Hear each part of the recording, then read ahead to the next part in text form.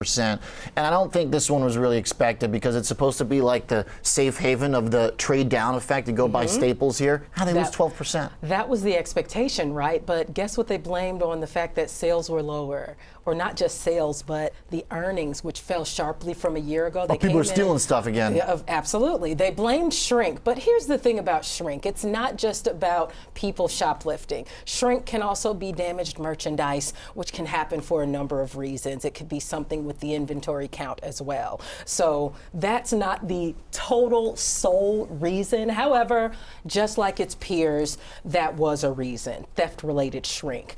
Now, although adjusted earnings beat expectations at 91 cents, they fell from a year ago. Revenue grew year over year, 8.2%. Yeah, the comps weren't bad. They were mid-single digits. Right. They were in the single-digit growth area for all three of the separate areas, Dollar Tree, Family Dollar, and then Enterprise. They were all up by at least 5.8% year over year.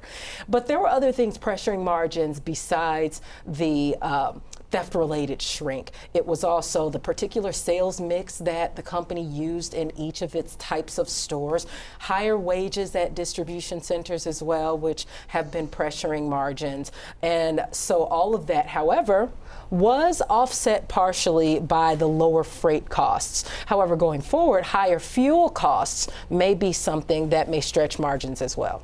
It's interesting because of all the retailers that reported this week, I kind of would have thought this would be one of the more stable ones.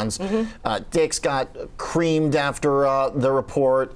We saw a big sell-off in a bunch of names that were connected to big box stores, Macy's, you know. It was basically like Abercrombie and Fitch, and then Guess. And then Guess, right. Which was a very strange look at everything else. I expected Guess to go down, down, down, just like the rest of them. But it looks like the earnings were not as bad as what people expected. You know, maybe it has something to do with it not having that many brick and mortar stores too. Yeah. Well, I guess people are still trying to look good, shop at their preferred brands, but literally everything else this week just was a massive disappointment for retail. So that's not helping the story whatsoever. Thanks for taking us through the data there. Renee Young, Kevin Hanks. Appreciate it, guys.